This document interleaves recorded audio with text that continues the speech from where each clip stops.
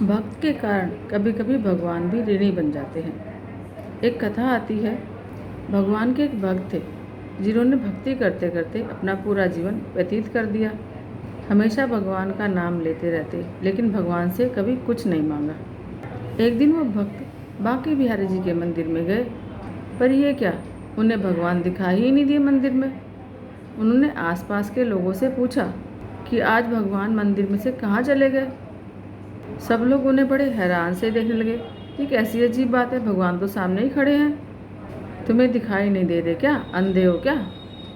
अब उस भक्त ने सोचा, सबको भगवान दिखाई दे रहे हैं और मुझे नहीं दिखाई दे रहे। मुझे ये सब लोग दिखाई दे रहे हैं मंदिर में, लेकिन भगवान क्यों नहीं दिखाई दे रहे। ये सोचकर उनका अंतर्मन बिल्कुल ग्लानि से भर गया। वे सोचने लगे, लगता है मेरे सिर पर पाप का भार बहुत चढ़ गया है, इसलिए भगवान मुझे दिखाई नहीं दे रहे। मैं इस शरीर का अंत कर दूंगा, जिस शरीर से मैं भगवान को देख भी नहीं सकता। आखिर इस शरीर को रखने से क्या लाभ, जिससे भगवान दिखाई ही ना दे। तो ऐसा सोचकर वे यमुना जी में डूब के मरने के लिए चल दिए।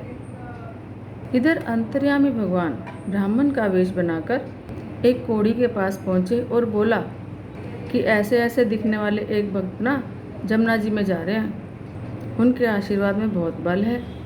यदि उनका आशीर्वाद तुम्हें मिल जाए तो तुम्हारा कोढ़ तुरंत ठीक हो जाएगा। यह सुनकर वह कोढ़ी तुरंत यमुना जी की ओर दौड़ चला।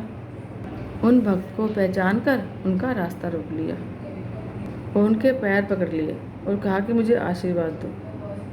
अब भक्त कहने लगे, भाई मैं तो पापी हूँ, मेरे आशीर्वाद से तेरा कौन सा भला होगा। पर जब बार बार कहने पर भी कोढ़ी ने पैर नहीं छोड़े, तो भक्त ने अनमने भाव से कह दिया कि जा, भगवान तेरा भला करे और जो तेरी इच्छा हो वो पूरी हो जाए। इतना कहते ही कोढ़ी बिल्कुल स्वस्थ हो गया। पर वो भक्त इतने हैरान हुए कि ये चमत्कार कैसे हो गया, मैं तो पापी इंसान हूँ। अभी वे सहमे हुए से खड़े ही थे कि एकदम से भगवान उनके सामने आकर खड़े हो गए। उस भक्त ने भगवान को देखा तो अपने आप को संभाल न गिरे, उनके चरणों में गिर पड़े। तो भगवान ने उनको उठाकर हृदय से लगा लिया। अब उन भक्त ने भगवान से पूछा कि भगवान, ये आपकी कैसी लीला है। पहले तो आप मंदिर में दिखाई नहीं दिए, अब अचानक से मुझे आपके दर्शन प्राप्त हो गए। अब भगवान बोले, भक्तराज, आपने जीवन भर मेरी भक्ति करी, मेरा नाम जप किया, लेकिन कभी मुझसे कुछ मांगा नहीं।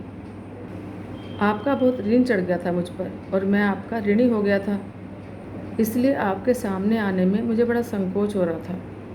आज आपने उस कोढ़ी को आशीर्वाद दिया और उससे कहा कि भगवान तुम्हारा भला करे, तो आपने अपने इकट्ठे किए पुण्य में से कुछ मांग लिया, जिससे अब मेरा ऋण कुछ कम हुआ है, इसलिए मैं तुम्हारे सामने आने की हिम्मत कर पाया हूँ।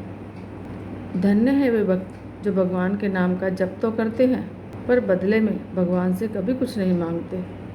जिनके भगवान भी ऋणी है, ऐसे भक्तों के चरण में इंसान अपना माथा टिकाता है और उन्हें ही हम संत कहते हैं।